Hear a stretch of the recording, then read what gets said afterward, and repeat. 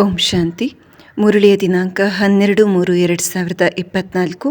ಪ್ರಾತಃ ಮುರಳಿ ಬಾಪ್ದಾದ ಮಧುಬನ. ತಂದೆ ತಿಳಿಸುತ್ತಾರೆ, ಮಧುರ ಮಕ್ಕಳೇ, ಆಳವಾದ ಶಾಂತಿಯಲ್ಲಿ ಹೋಗುವ ಅಭ್ಯಾಸ ಮಾಡಿ. ಬುದ್ಧಿಯು ತಂದೆ ಕಡೆ ಇದ್ದಾಗ ತಂದೆಯೂ ಸಹ ನಿಮಗೆ ಅಶರೀರಿಯಾಗಲು ಸಕಾಶ ಕೊಡುತ್ತಾರೆ.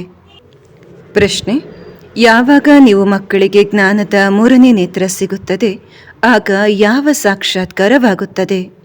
ಉತ್ತರ: ಸತ್ಯಯುಗದ ಆದಿಯಿಂದ ಹಿಡಿದು ಕಲಿಯುಗದ ಅಂತ್ಯದವರೆಗೆ ನಾವು ಹೇಗೆ ಪಾತ್ರ ಅಭಿನಯಿಸುತ್ತೇವೆ ಎಂಬುದೆಲ್ಲ ಸಾಕ್ಷಾತ್ಕಾರವಾಗಿ ಬಿಡುತ್ತದೆ.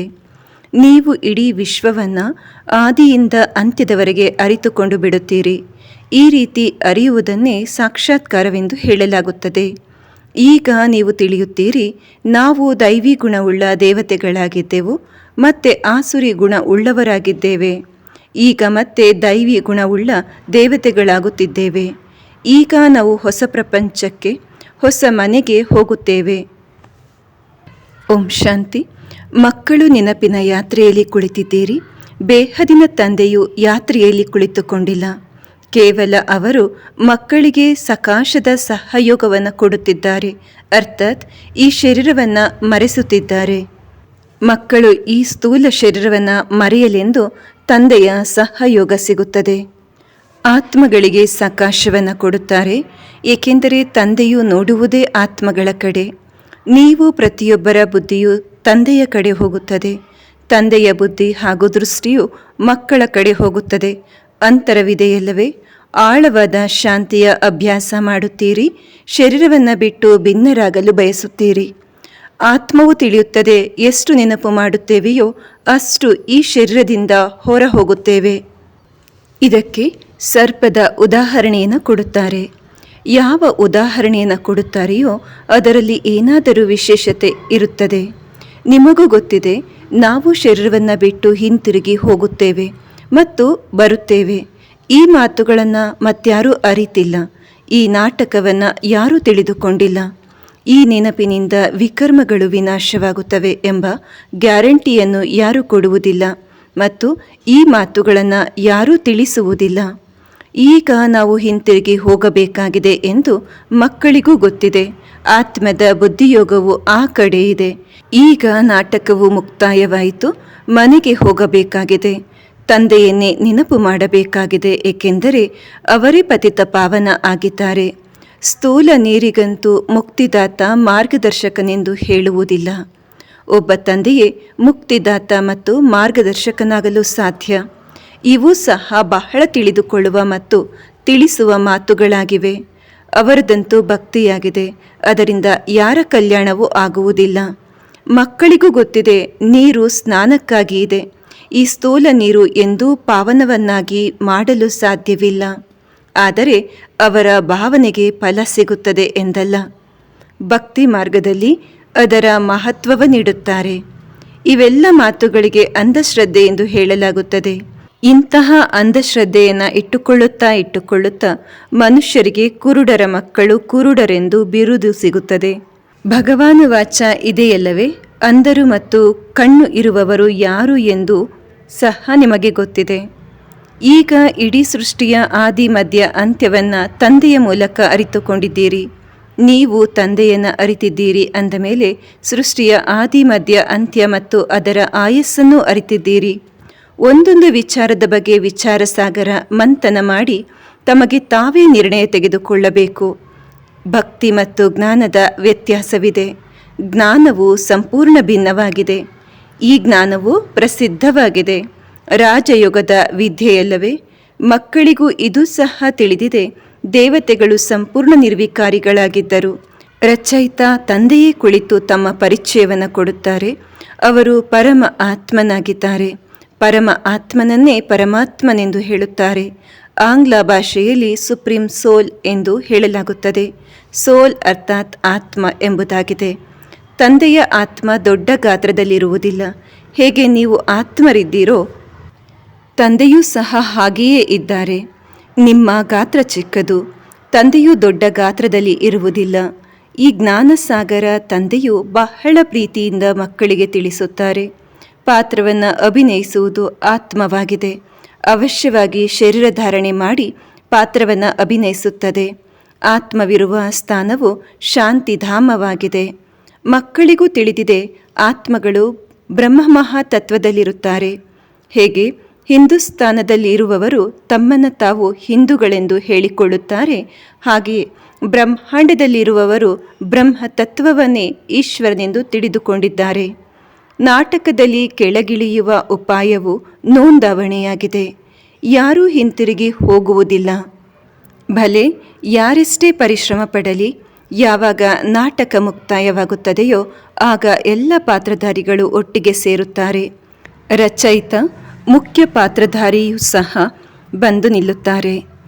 ಈಗ ಈ ನಾಟಕವು ಮುಕ್ತಾಯವಾಗುತ್ತದೆ ಎಂದು ಮಕ್ಕಳಿಗೆ ತಿಳಿದಿದೆ. ಈ ಮಾತುಗಳನ್ನು ಯಾವುದೇ ಸಾಧು ಸಂತ ಮೊದಲಾದವರು ಅರಿತುಕೊಳ್ಳಲು ಸಾಧ್ಯವಿಲ್ಲ. ಈ ಆತ್ಮದ ಜ್ಞಾನವು ಯಾರಿಗೂ ಇಲ್ಲ. ಪರಮಾತ್ಮ ತಂದೆಯು ಇಲ್ಲಿ ಒಂದೇ ಬಾರಿ ಬಂದಿದ್ದಾರೆ.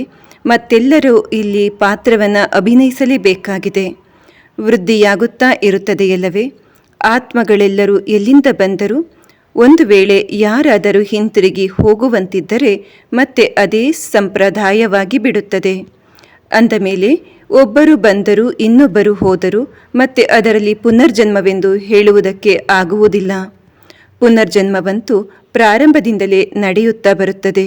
ಮೊದಲನೇ ನಂಬರ್ನಲ್ಲಿ ಈ ಲಕ್ಷ್ಮೀನಾರಾಯಣರಿದ್ದಾರೆ. ಪುನರ್ಜನ್ಮವನ್ನು ತೆಗೆದುಕೊಳ್ಳುತ್ತಾ ಯಾವಾಗ ಅಂತ್ಯದಲ್ಲಿ ಬಂದು ಬಿಡುತ್ತಾರೆ ಆಗ ಮತ್ತೆ ಮೊದಲ ನಂಬರ್ಗೆ ಹೋಗಬೇಕಾಗುತ್ತದೆ. ಇದರಲ್ಲಿ ಸಂಶಯದ ಮಾತಿರಲು ಸಾಧ್ಯವಿಲ್ಲ. ಸ್ವಯಂ ಆತ್ಮಗಳ ತಂದೆಯೇ ಬಂದು ಆತ್ಮಗಳಿಗೆ ತಿಳಿಸುತ್ತಾರೆ. ಏನು ತಿಳಿಸುತ್ತಾರೆ? ತಮ್ಮ ಪರಿಚಯವನ್ನು ಕೊಡುತ್ತಾರೆ. ಪರಮಾತ್ಮ ಯಾರೆಂಬುದು ಮೊದಲು ಯಾರಿಗೂ ಗೊತ್ತಿರಲಿಲ್ಲ. ಕೇವಲ ಶಿವನ ಮಂದಿರಕ್ಕೆ ಹೋಗುತ್ತಿದ್ದರು. ಇಲ್ಲಂತೂ ಅನೇಕ ಮಂದಿರಗಳಿವೆ, ಆದರೆ ಶಿವ ಯಾರೆಂಬುದನ್ನು ತಿಳಿದುಕೊಂಡಿಲ್ಲ. ಸತ್ಯಯುಗದಲ್ಲಿ ಮಂದಿರ, ಪೂಜೆ ಮೊದಲಾದವುಗಳು ಇರುವುದೇ ಇಲ್ಲ. ಅಲ್ಲಿ ನೀವು ಪೂಜ್ಯ ದೇವಿ ದೇವತೆಗಳಾಗಿದ್ದೀರಿ. ಅರ್ಧ ಕಲ್ಪದ ನಂತರ ಪೂಜಾರಿಗಳಾಗುತ್ತೀರಿ. ಆಗ ಅವರನ್ನು ದೇವಿ ದೇವತೆಗಳೆಂದು ಹೇಳುವುದಿಲ್ಲ. ಮತ್ತೆ ತಂದೆಯು ಬಂದು ಪೂಜ್ಯರನ್ನಾಗಿ ಮಾಡುತ್ತಾರೆ. ಮತ್ಯಾವ ದೇಶದಲ್ಲಿಯೂ ಈ ಗಾಯನವಿಲ್ಲ. ರಾಮರಾಜ್ಯ, ರಾವಣನ ರಾಜ್ಯವನ್ನು ಈಗ ನೀವು ತಿಳಿದುಕೊಂಡಿದ್ದೀರಿ. ರಾಮರಾಜ್ಯದ ಕಾಲಾವಧಿ ಎಷ್ಟಿದೆ ಎಂಬುದನ್ನು ಸಿದ್ಧ ಮಾಡಬೇಕು. ಇದು ನಾಟಕವಾಗಿದೆ, ಇದನ್ನು ತಿಳಿಯಬೇಕು. ಮತ್ತು ತಂದೆಯು ಸರ್ವಶ್ರೇಷ್ಠ ಆಗಿದ್ದಾರೆ. ಅವರು ಜ್ಞಾನಸಾಗರ ಆಗಿದ್ದಾರೆ. ನಾವು ಅವರ ಮೂಲಕ ಶ್ರೇಷ್ಠಾತಿ ಶ್ರೇಷ್ಠರಾಗುತ್ತೇವೆ. ಶ್ರೇಷ್ಠ ಪದವಿಯೂ ಸಿಗುತ್ತದೆ. ತಂದೆಯು ನಮಗೆ ಓದಿಸುತ್ತಾರೆಂದ ಮೇಲೆ ದೈವಿ ಗುಣಗಳನ್ನು ಧಾರಣೆ ಮಾಡಿಕೊಳ್ಳಬೇಕು. ಬಾಬಾ, ತಾವು ಹೀಗಿದ್ದೀರಿ, ನಾವು ಹೀಗೆ ಇದ್ದೇವೆಂದು ಮಕ್ಕಳು ವರ್ಣನೆ ಮಾಡುತ್ತಾರೆ. ಈ ಸಮಯದಲ್ಲಿ ನಿಮಗೆ ಗೊತ್ತಿದೆ, ನಾವು ಇವರಂತಹ ಸಂಪೂರ್ಣ ನಿರ್ವಿಕಾರಿಗಳಾಗಬೇಕು. ದೇವತೆಗಳಂತಹ ಸಂಪೂರ್ಣ ನಿರ್ವಿಕಾರಿಗಳಾಗಬೇಕು. ತಂದೆಯನ್ನು ನೆನಪು ಮಾಡದ ವಿನಃ ಮತ್ಯಾವ ಉಪಾಯವಿಲ್ಲ. ಒಂದು ವೇಳೆ ಯಾರಿಗಾದರೂ ಬೇರೆ ಉಪಾಯ ಗೊತ್ತಿದ್ದರೆ ತಿಳಿಸಿಕೊಡಲಿ. ಆತ್ಮವೇ ನಿರ್ವಿಕಾರಿಯಾಗುತ್ತದೆ. ಬ್ರಹ್ಮತತ್ವಕ್ಕೆ ಆತ್ಮವೆಂದು ಹೇಳಲು ಆಗುವುದಿಲ್ಲ. ಅದು ಕೇವಲ ಇರುವಂತಹ ಸ್ಥಾನವಾಗಿದೆ. ಮಕ್ಕಳಿಗೆ ತಿಳಿಸಲಾಗುತ್ತದೆ, ಆತ್ಮದಲ್ಲಿಯೇ ಬುದ್ಧಿ ಇದೆ. ಅದು ಯಾವಾಗ ತಮೋಪ್ರಧಾನವಾಗಿ ಬಿಡುತ್ತದೆ ಆಗ ಬುದ್ಧಿಹೀನರಾಗಿ ಬಿಡುತ್ತದೆ. ಬುದ್ಧಿವಂತ ಮತ್ತು ಬುದ್ಧಿಹೀನರಾಗುತ್ತದೆಯಲ್ಲವೇ? ನಿಮ್ಮ ಬುದ್ಧಿ ಸ್ವಚ್ಛವಾಗುತ್ತದೆ ಮತ್ತೆ ಕೊಳಕಾಗುತ್ತದೆ. ನಿಮಗೆ ಪವಿತ್ರತೆ ಮತ್ತು ಅಪವಿತ್ರತೆಯ ಅಂತರವೂ ತಿಳಿದಿದೆ. ಅಪವಿತ್ರ ಆತ್ಮವು ಹಿಂತಿರುಗಿ ಹೋಗಲು ಸಾಧ್ಯವಿಲ್ಲ. ಈಗ ಅಪವಿತ್ರರಿಂದ ಪವಿತ್ರರಾಗುವುದಕ್ಕಾಗಿಯೇ ಕೂಗುತ್ತಿರುತ್ತಾರೆ. ಇದು ನಾಟಕದಲ್ಲಿ ನಿಗದಿಯಾಗಿದೆ. ಈಗ ನಿಮಗೆ ಗೊತ್ತಿದೆ, ಇದು ಸಂಗಮ ಯುಗವಾಗಿದೆ. ತಂದೆಯು ಒಂದು ಬಾರಿ ಕರೆದುಕೊಂಡು ಹೋಗಲು ಬರುತ್ತಾರೆ. ಎಲ್ಲರೂ ಹೊಸ ಪ್ರಪಂಚದಲ್ಲಿ ಹೋಗುವುದಿಲ್ಲ. ಯಾರ ಪಾತ್ರವಿಲ್ಲವೋ ಅವರು ಶಾಂತಿಧಾಮದಲ್ಲಿ ಇರುತ್ತಾರೆ. ಆದ್ದರಿಂದ ಚಿತ್ರಗಳಲ್ಲಿ ತೋರಿಸುತ್ತಾರೆ. ಬಾಕಿ ಅನ್ಯ ಯಾವುದೆಲ್ಲ ಚಿತ್ರಗಳಿವೆಯೋ ಅವು ಭಕ್ತಿ ಮಾರ್ಗದ್ದಾಗಿದೆ, ಇವು ಜ್ಞಾನ ಮಾರ್ಗದ್ದಾಗಿದೆ. ಇದರಿಂದ ಸೃಷ್ಟಿಚಕ್ರವು ಹೇಗೆ ತಿರುಗುತ್ತದೆ, ನಾವು ಹೇಗೆ ಕೆಳಗೆ ಇಳಿಯುತ್ತೇವೆ, 16 ಕಲೆಯಿಂದ 12 ಕಲೆಗೆ ಬರುತ್ತೇವೆ ಎಂಬುದನ್ನು ತಿಳಿಸಲಾಗುತ್ತದೆ. ಈಗಂತೂ ಯಾವುದೇ ಕಲೆಗಳು ಉಳಿದಿಲ್ಲ. ನಂಬರ್ ವಾರ್ ಅಂತೂ ಇದೆಯಲ್ಲವೇ? ಪಾತ್ರಧಾರಿಗಳು ಸಹ ನಂಬರ್ ವಾರ್ ಆಗಿರುತ್ತಾರೆ. ಕೆಲವರ ಸಂಬಳ 1,000, ಕೆಲವರದು 1,500, ಕೆಲವರದು 100 ರೂಪಾಯಿಗಳಷ್ಟು. ಎಷ್ಟೊಂದು ಅಂತರವಿರುತ್ತದೆ ಅಲ್ಲವೇ? ವಿದ್ಯೆಯಲ್ಲಿಯೂ ಸಹ ಎಷ್ಟೊಂದು ರಾತ್ರಿ ಹಗಲಿನ ಅಂತರವಿದೆ. ಆ ಶಾಲೆಯಲ್ಲಿ ಯಾರೇ ಅನುತ್ತೀರ್ಣರಾಗುತ್ತಾರೆಂದರೆ ಪುನಃ ಓದಬೇಕಾಗುತ್ತದೆ. ಆದರೆ ಇಲ್ಲಿ ಪುನಃ ಓದುವ ಮಾತೇ ಇಲ್ಲ. ಪದವಿಯು ಕಡಿಮೆಯಾಗಿ ಬಿಡುತ್ತದೆ. ಮತ್ತೆಂದೂ ವಿದ್ಯಾಭ್ಯಾಸ ನಡೆಯುವುದಿಲ್ಲ. ಒಂದೇ ಬಾರಿ ವಿದ್ಯಾಭ್ಯಾಸ ನಡೆಯುತ್ತದೆ. ತಂದೆಯು ಒಂದೇ ಬಾರಿ ಬರುತ್ತಾರೆ. ಮಕ್ಕಳಿಗೂ ಗೊತ್ತಿದೆ, ಮೊಟ್ಟ ಮೊದಲು ಒಂದೇ ರಾಜಧಾನಿ ಇತ್ತು. ಇದನ್ನು ನೀವು ಯಾರಿಗೆ ತಿಳಿಸಿದರೂ ಸಹ ಒಪ್ಪುತ್ತಾರೆ. ಕ್ರಿಶ್ಚಿಯನ್ನರು ವಿಜ್ಞಾನದಲ್ಲಿಯೂ ಬಹಳ ತೀಕ್ಷ್ಣವಾಗಿರುತ್ತಾರೆ. ಮತ್ತೆಲ್ಲರೂ ಅವರಿಂದಲೇ ಕಲಿತಿದ್ದಾರೆ. ಅವರದು ಅಷ್ಟು ಪಾರಸ ಬುದ್ಧಿಯೂ ಅಲ್ಲ, ಅಷ್ಟು ಕಲ್ಲು ಬುದ್ಧಿಯೂ ಇರುವುದಿಲ್ಲ. ಈ ಸಮಯದಲ್ಲಿ ಅವರ ಬುದ್ಧಿ ಚಮತ್ಕಾರ ಮಾಡುತ್ತಿದೆ. ವಿಜ್ಞಾನದ ಪ್ರಚಾರವೆಲ್ಲವೂ ಈ ಕ್ರಿಶ್ಚಿಯನ್ನರಿಂದಲೇ ಹೊರಬಂದಿದೆ. ಅದು ಸುಖಕ್ಕಾಗಿಯೇ ಇದೆ. ನಿಮಗೆ ಗೊತ್ತಿದೆ, ಈ ಹಳೆಯ ಪ್ರಪಂಚದ ವಿನಾಶವಂತೂ ಆಗಲೇಬೇಕು. ಮತ್ತೆ ನೀವು ಶಾಂತಿಧಾಮಕ್ಕೆ ಹೊರಟು ಹೋಗುತ್ತೀರಿ. ಇಲ್ಲವೆಂದರೆ ಇಷ್ಟೊಂದು ಮನುಷ್ಯಾತ್ಮರು ಹಿಂತಿರುಗಿ ಮನೆಗೆ ಹೇಗೆ ಹೋಗುತ್ತಾರೆ? ವಿಜ್ಞಾನದಿಂದ ವಿನಾಶವಾಗಿ ಬಿಡುತ್ತದೆ. ಎಲ್ಲ ಆತ್ಮಗಳು ಶರೀರವನ್ನು ಬಿಟ್ಟು ಮನೆಗೆ ಹೊರಟು ಹೋಗುತ್ತಾರೆ. ಈ ವಿನಾಶದಲ್ಲಿ ಮುಕ್ತಿಯು ಅಡಗಿದೆ. ಅರ್ಧಕಲ್ಪ ಮುಕ್ತಿಗಾಗಿಯೇ ಪರಿಶ್ರಮ ಪಡುತ್ತಾ ಬಂದಿದ್ದಾರಲ್ಲವೇ? ಆದ್ದರಿಂದ ವಿಕೋಪಗಳು ಆಗುತ್ತವೆ. ಇವು ಆಗಬೇಕು ಅಂದರೆ ಈ ಯುದ್ಧವು ಮುಕ್ತಿಧಾಮಕ್ಕೆ ಕರೆದುಕೊಂಡು ಹೋಗಲು ನಿಮಿತ್ತವಾಗುತ್ತದೆ ಎಂದು ತಿಳಿಯಬೇಕು. ಇಷ್ಟೆಲ್ಲರೂ ಮುಕ್ತಿಧಾಮಕ್ಕೆ ಹೋಗಬೇಕಾಗಿದೆ. ನೀವು ಬಲೆ ಎಷ್ಟೇ ಪರಿಶ್ರಮ ಪಡುತ್ತೀರಿ, ಗುರುಗಳನ್ನು ಮಾಡಿಕೊಂಡಿದ್ದೀರಿ, ಹಠಯೋಗವನ್ನು ಕಲಿಯುತ್ತೀರಿ, ಆದರೆ ಯಾರೂ ಮುಕ್ತಿಧಾಮಕ್ಕೆ ಕರೆದುಕೊಂಡು ಹೋಗಲು ಸಾಧ್ಯವಾಗಲಿಲ್ಲ. ವಿಜ್ಞಾನದ ಇಷ್ಟೆಲ್ಲ ಸಿಡಿಮದ್ದುಗಳು ತಯಾರಾಗಿವೆ ಅಂದ ಮೇಲೆ ತಿಳಿಯಬೇಕು, ಇದರಿಂದ ಅವಶ್ಯವಾಗಿ ವಿನಾಶವಾಗುತ್ತದೆ. ಹೊಸ ಪ್ರಪಂಚದಲ್ಲಿ ಕೆಲವರೇ ಬರುತ್ತಾರೆ, ಉಳಿದವರೆಲ್ಲರೂ ಮುಕ್ತಿಧಾಮಕ್ಕೆ ಹೊರಟು ಹೋಗುತ್ತಾರೆ. ಜೀವನ್ಮುಕ್ತಿಗೆ ವಿದ್ಯೆಯ ಶಕ್ತಿಯಿಂದ ಬರುತ್ತಾರೆ. ಇಲ್ಲಂತೂ ನೋಡಿ, ಎಲ್ಲ ಖಂಡಗಳು ತುಂಡು ತುಂಡಾಗಿವೆ. ತಂದೆಯು ನಿಮ್ಮನ್ನು ಅಖಂಡ ಅಟಲ ಇಡೀ ವಿಶ್ವದ ರಾಜಧಾನಿಯ ಮಾಲೀಕರನ್ನಾಗಿ ಮಾಡುತ್ತಾರೆ. ಬೇಹದ್ದಿನ ತಂದೆಯ ಆಸ್ತಿಯು ಬೇಹದ್ದಿನ ರಾಜ್ಯ ಭಾಗ್ಯವಾಗಿದೆ. ಈ ಆಸ್ತಿಯು ಯಾವಾಗ ಮತ್ತು ಯಾರು ಕೊಟ್ಟರು? ಇದು ಯಾರ ಬುದ್ಧಿಯಲ್ಲಿಯೂ ಬರುವುದಿಲ್ಲ. ಕೇವಲ ನಿಮಗೆ ಮಾತ್ರ ಗೊತ್ತಿದೆ. ಆತ್ಮಕ್ಕೆ ಜ್ಞಾನದ 3ನೇ ನೇತ್ರವು ಸಿಕ್ಕಿದೆ. ಆತ್ಮವು ಜ್ಞಾನ ಸ್ವರೂಪವಾಗುತ್ತದೆ. ಅದು ಸಹ ಜ್ಞಾನಸಾಗರ ತಂದೆಯಿಂದಲೇ ಆಗಬೇಕಾಗುತ್ತದೆ. ತಂದೆಯೇ ಬಂದು ರಚಯಿತ ಮತ್ತು ರಚನೆಯ ಆದಿ ಮಧ್ಯ ಅಂತ್ಯದ ಜ್ಞಾನವನ್ನು ಕೊಡುತ್ತಿದ್ದಾರೆ. ಇದು ಕೇವಲ ಸೆಕೆಂಡಿನ ಮಾತಾಗಿದೆ. ಸೆಕೆಂಡ್ನಲ್ಲಿ ಜೀವನ್ಮುಕ್ತಿ, ಉಳಿದವರೆಲ್ಲರಿಗೂ ಮುಕ್ತಿ ಸಿಗುತ್ತದೆ. ಇದು ಸಹ ನಾಟಕದಲ್ಲಿ ಮಾಡಲ್ಪಟ್ಟಿದೆ. ಎಲ್ಲರೂ ರಾವಣನ ಬಂಧನದಿಂದ ಮುಕ್ತರಾಗಿ ಬಿಡುತ್ತಾರೆ.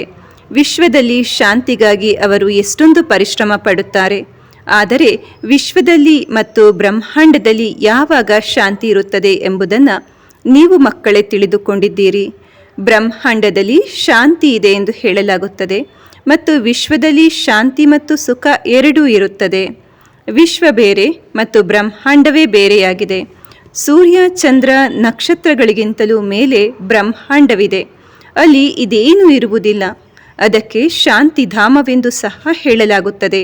ಶರೀರವನ್ನು ಬಿಟ್ಟು ಶಾಂತಿಯಲ್ಲಿ ಹೊರಟು ಹೋಗುತ್ತಾರೆ. ತಾವು ಮಕ್ಕಳಿಗೆ ಅದು ನೆನಪಿದೆ. ನೀವು ಈ ಸಮಯದಲ್ಲಿ ಅಲ್ಲಿಗೆ ಹೋಗುವ ತಯಾರಿ ಮಾಡಿಕೊಳ್ಳುತ್ತಿದ್ದೀರಿ. ಮತ್ಯಾರೂ ತಿಳಿದುಕೊಂಡಿಲ್ಲ. ನಿಮ್ಮಿಂದ ತಯಾರಿ ಮಾಡಿಸಲಾಗುತ್ತದೆ. ಬಾಕಿ ಈ ಯುದ್ಧವು ಕಲ್ಯಾಣಕಾರಿಯಾಗಿದೆ, ಏಕೆಂದರೆ ಎಲ್ಲರ ಲೆಕ್ಕಾಚಾರಗಳು ಸಮಾಪ್ತಿಯಾಗಲಿದೆ. ಎಲ್ಲರೂ ಪವಿತ್ರರಾಗಿ ಬಿಡುತ್ತಾರೆ. ಯೋಗ ಅಗ್ನಿ ಇದೆಯಲ್ಲವೇ? ಅಗ್ನಿಯಿಂದ ಪ್ರತಿಯೊಂದು ವಸ್ತುವು ಪವಿತ್ರವಾಗುತ್ತದೆ. ಹೇಗೆ ತಂದೆಯು ನಾಟಕದ ಆದಿ ಮಧ್ಯ ಅಂತ್ಯವನ್ನು ತಿಳಿದುಕೊಂಡಿದ್ದಾರೆಯೋ ಹಾಗೆಯೇ ನೀವು ಪಾತ್ರಧಾರಿಗಳು ಸಹ ನಾಟಕದ ಆದಿ ಮಧ್ಯ ಅಂತ್ಯವನ್ನು ತಿಳಿಯಬೇಕಾಗಿದೆ. ಈ ರೀತಿ ತಿಳಿಯುವುದನ್ನೇ ಸಾಕ್ಷಾತ್ಕಾರವೆಂದು ಹೇಳಲಾಗುತ್ತದೆ. ಈಗ ನಿಮ್ಮ ಜ್ಞಾನದ 3ನೇ ನೇತ್ರವು ತೆರೆದಿದೆ. ಅವಶ್ಯವಾಗಿ ನಾವು ಇಡೀ ವಿಶ್ವವನ್ನೇ ಸತ್ಯುಗದ ಆದಿಯಿಂದ ಕಲಿಯುಗದ ಅಂತ್ಯದವರೆಗೆ ಪೂರ್ಣ ಅರಿತುಕೊಂಡಿದ್ದೇವೆ. ಯಾವುದೇ ಮನುಷ್ಯ ಮಾತ್ರರು ಅದನ್ನು ತಿಳಿದುಕೊಂಡಿಲ್ಲ. ನಾವು ಯಾವ ದೈವಿ ಗುಣವಂತರಾಗಿದ್ದೇವೆಯೋ ನಂತರ ಆಸುರಿ ಗುಣವುಳ್ಳವರಾಗುತ್ತೇವೆ. ತಂದೆಯು ಮತ್ತೆ ಬಂದು ದೈವಿ ಗುಣವಂತರನ್ನಾಗಿ ಮಾಡುತ್ತಾರೆ. ತಂದೆಯು ಬರುವುದೇ ಪತಿತರನ್ನ ಪಾವನ ಮಾಡಲು. ಈ ದೇವಿ ದೇವತಾ ಮನೆತನದವರೇ ಪೂರ್ಣ 84 ಜನ್ಮವನ್ನು ತೆಗೆದುಕೊಳ್ಳುತ್ತಾರೆಂದು ಪ್ರಪಂಚದಲ್ಲಿರುವವರಿಗೆ ಗೊತ್ತಿಲ್ಲ. ಪಾವನರೂ ಆಗುತ್ತೀರಿ, ಪತಿತರೂ ಆಗುತ್ತೀರಿ. ಇದು ಯಾರ ಬುದ್ಧಿಯಲ್ಲಿಯೂ ಇಲ್ಲ. ಈಗ ನೀವು ತಿಳಿಯುತ್ತೀರಿ, ದೇವತೆಗಳ ಜಡಚಿತ್ರಗಳು ಇವಾಗಿದೆ. ನಿಖರವಾಗಿ ದೇವತೆಗಳ ಭಾವಚಿತ್ರವನ್ನಂತೂ ತೆಗೆಯಲು ಸಾಧ್ಯವಿಲ್ಲ. ಅವರು ಸ್ವಾಭಾವಿಕ ಸೌಂದರ್ಯ ಉಳ್ಳವರಾಗಿರುತ್ತಾರೆ. ಪವಿತ್ರ ಪ್ರಕೃತಿಯಿಂದ ಶರೀರವೂ ಸಹ ಪವಿತ್ರವಾಗಿರುತ್ತದೆ. ಇಲ್ಲಂತೂ ಅಪವಿತ್ರವಾಗಿದೆ. ಈ ರಂಗು ರಂಗಿನ ಪ್ರಪಂಚವು ಸತ್ಯುಗದಲ್ಲಿರುವುದಿಲ್ಲ. ಶ್ರೀಕೃಷ್ಣನಿಗೆ ಶ್ಯಾಮ ಸುಂದರನೆಂದು ಹೇಳಲಾಗುತ್ತದೆ. ಸತ್ಯಯುಗದಲ್ಲಿ ಶ್ರೀಕೃಷ್ಣನು ಸುಂದರನಾಗಿರುತ್ತಾನೆ, ಕಲಿಯುಗದಲ್ಲಿ ಶ್ಯಾಮನಾಗಿದ್ದಾನೆ. ಸತ್ಯುಗದಿಂದ ಕಲಿಯುಗಕ್ಕೆ ಹೇಗೆ ಬರುತ್ತಾನೆಂದು ನಿಮಗೆ ಮೊದಲಿನಿಂದ ಹಿಡಿದು ಪೂರ್ಣವಾಗಿ ತಿಳಿದಿದೆ. ಕೃಷ್ಣನಂತೂ ಗರ್ಭದಿಂದ ಹೊರಬರುತ್ತಾನೆ. ಹೆಸರು ಸಿಕ್ಕಿತು, ಹೆಸರಂತೂ ಅವಶ್ಯವಾಗಿ ಬೇಕಲ್ಲವೇ? ಆದ್ದರಿಂದ ನೀವು ಹೇಳುತ್ತೀರಿ, ಶ್ರೀಕೃಷ್ಣನ ಆತ್ಮವು ಸುಂದರವಾಗಿತ್ತು ಮತ್ತೆ ಶ್ಯಾಮ ಆಯಿತು. ಆದ್ದರಿಂದ ಶ್ಯಾಮ ಮತ್ತು ಸುಂದರನೆಂದು ಹೇಳಲಾಗುತ್ತದೆ. ಅವರ ಜನ್ಮಪತ್ರಿಯು ಸಿಕ್ಕಿಬಿಟ್ಟಿತೆಂದರೆ ಪೂರ್ಣ ಚಕ್ರವೇ ಸಿಕ್ಕಿಬಿಟ್ಟಿತು. ಇಷ್ಟೊಂದು ರಹಸ್ಯ ತುಂಬಿದೆ. ಇದನ್ನು ನೀವೇ ತಿಳಿದುಕೊಳ್ಳುತ್ತೀರಿ, ಮತ್ಯಾರಿಗೂ ಗೊತ್ತಿಲ್ಲ. ನಿಮಗೆ ಈಗ ಹೊಸ ಪ್ರಪಂಚ, ಹೊಸ ಮನೆಗೆ ಹೋಗಬೇಕಾಗಿದೆ. ಯಾರು ಬಹಳ ಚೆನ್ನಾಗಿ ವಿದ್ಯೆಯನ್ನು ಓದುತ್ತಾರೆಯೋ ಅವರೇ ಹೊಸ ಪ್ರಪಂಚದಲ್ಲಿ ಹೋಗುತ್ತಾರೆ. ತಂದೆಯು ಬೇಹದಿನ ಇಡೀ ಪ್ರಪಂಚದ ಮಾಲೀಕ, ಎಲ್ಲ ಆತ್ಮಗಳ ತಂದೆಯಾಗಿದ್ದಾರೆ. ತಂದೆಗೆ ಮಾಲೀಕನೆಂದು ಹೇಳಲಾಗುತ್ತದೆ. ಇದು ವಿದ್ಯೆಯಾಗಿದೆ. ಇದರಲ್ಲಿ ಯಾವುದೇ ಸಂಶಯ ಅಥವಾ ಪ್ರಶ್ನೆಯು ಉದ್ಭವಿಸಲು ಸಾಧ್ಯವಿಲ್ಲ. ಇದರಲ್ಲಿ ಶಾಸ್ತ್ರವಾದ ಮಾಡುವ ಅವಶ್ಯಕತೆ ಇಲ್ಲ. ಒಬ್ಬ ಶಿಕ್ಷಕನೇ ಎಲ್ಲರಿಗಿಂತ ಶ್ರೇಷ್ಠ. ಅವರೇ ಕುಳಿತು ಓದಿಸುತ್ತಾರೆ. ಅವರೇ ಸತ್ಯವಾಗಿದ್ದಾರೆ. ಸತ್ಯನಾರಾಯಣನ ಸತ್ಯ ಕಥೆಯನ್ನು ಶಿಕ್ಷಣದ ರೂಪದಲ್ಲಿ ತಿಳಿಸುತ್ತಾರೆ. ಒಳ್ಳೆಯದು. ಮಧುರಾತಿ ಮಧುರ ಅಗಲಿ ಹೋಗಿ ಮರಳಿ ಸಿಕ್ಕಿರುವ ಮಕ್ಕಳ ಪ್ರತಿ ಮಾತ್ಪಿತಾ ಬಾಪ್ತಾದರವರ ನೆನಪು, ಪ್ರೀತಿ ಹಾಗೂ ಸುಪ್ರಭಾತ. ಆತ್ಮಿಕ ಮಕ್ಕಳಿಗೆ ಆತ್ಮಿಕ ತಂದೆಯ ನಮಸ್ತೆ. ಆತ್ಮಿಕ ತಂದೆಗೆ ನಾವು ಆತ್ಮಿಕ ಮಕ್ಕಳು ಮಾಡುವ ಸವಿ ನೆನಪು, ಪ್ರೀತಿ ಹಾಗೂ ನಮಸ್ತೆ. ಧಾರಣೆಗಾಗಿ ಫಸ್ಟ್ ಪಾಯಿಂಟ್, ತಮ್ಮ ಎಲ್ಲ ಲೆಕ್ಕಾಚಾರಗಳನ್ನು ಸಮಾಪ್ತಿ ಮಾಡಿ ಶಾಂತಿಧಾಮದಲ್ಲಿ ಹೋಗುವ ತಯಾರಿ ಮಾಡಿಕೊಳ್ಳಬೇಕು. ನೆನಪಿನ ಬಲದಿಂದ ಆತ್ಮವನ್ನು ಸಂಪೂರ್ಣ ಪಾವನ ಮಾಡಿಕೊಳ್ಳಬೇಕು. ಸೆಕೆಂಡ್ ಪಾಯಿಂಟ್, ಜ್ಞಾನ ಸಾಗರನ ಜ್ಞಾನವನ್ನು ಸ್ವರೂಪದಲ್ಲಿ ತರಬೇಕು. ವಿಚಾರ ಸಾಗರ ಮಂಥನ ಮಾಡಿ ತಮ್ಮ ನಿರ್ಣಯವನ್ನು ತಾವೇ ತೆಗೆದುಕೊಳ್ಳಬೇಕು. ಜೀವನ್ಮುಕ್ತಿಯಲ್ಲಿ ಶ್ರೇಷ್ಠ ಪದವಿಯನ್ನು ಪ್ರಾಪ್ತಿ ಮಾಡಿಕೊಳ್ಳಲು ದೈವಿ ಗುಣಗಳನ್ನು ಧಾರಣೆ ಮಾಡಿಕೊಳ್ಳಬೇಕು. ಇಂದಿನ ವರದಾನ, ಬಾಬನ ಜೊತೆಯಲ್ಲಿರುತ್ತಾ ಇರುತ್ತಾ ಅವರ ಸಮಾನ ಆಗುವಂತಹ ಸರ್ವ ಆಕರ್ಷಣೆಗಳ ಪ್ರಭಾವದಿಂದ ಮುಕ್ತಭವ. ವರದಾನದ ವಿಶ್ಲೇಷಣೆ: ಎಲ್ಲಿ ತಂದೆಯ ನೆನಪಿದೆ, ಅರ್ಥಾತ್ ತಂದೆಯ ಜೊತೆ ಇದೆ, ಅಲ್ಲಿ ದೇಹ ಅಭಿಮಾನ ಉತ್ಪನ್ನವಾಗಲು ಸಾಧ್ಯವಿಲ್ಲ. ತಂದೆಯ ಜೊತೆ ಅಥವಾ ಸನಿಹ ಇರುವಂತಹವರು ಪ್ರಪಂಚದ ವಿಕಾರಿ ವೈಬ್ರೇಷನ್ ಅಥವಾ ಆಕರ್ಷಣೆಗಳ ಪ್ರಭಾವದಿಂದ ದೂರವಾಗಿ ಬಿಡುತ್ತಾರೆ. ಈ ರೀತಿ ಜೊತೆ ಇರುವಂತಹವರು ಜೊತೆಯಲ್ಲಿ ಇರುತ್ತಾ ಇರುತ್ತಾ ತಂದೆ ಸಮಾನರಾಗಿ ಬಿಡುತ್ತಾರೆ. ಹೇಗೆ ತಂದೆ ಶ್ರೇಷ್ಠಾತಿ ಶ್ರೇಷ್ಠರಾಗಿದ್ದಾರೆ, ಹಾಗೆಯೇ ಮಕ್ಕಳ ಸ್ಥಿತಿ ಸಹ ಉನ್ನತವಾಗಿ ಬಿಡುತ್ತದೆ. ಕೆಳಮಟ್ಟದ ಯಾವ ಮಾತುಗಳ ಪ್ರಭಾವವು ಅವರ ಮೇಲೆ ಬೀರಲು ಸಾಧ್ಯವಿಲ್ಲ. ಸ್ಲೋಗನ್: ಮನಸ್ಸು ಮತ್ತು ಬುದ್ಧಿ ನಿಯಂತ್ರಣದಲ್ಲಿದ್ದಾಗ ಅಶರೀರಿಗಳಾಗುವುದು ಸಹಜವಾಗಿ ಬಿಡುತ್ತದೆ. ಒಳ್ಳೆಯದು. ಓಂ ಶಾಂತಿ.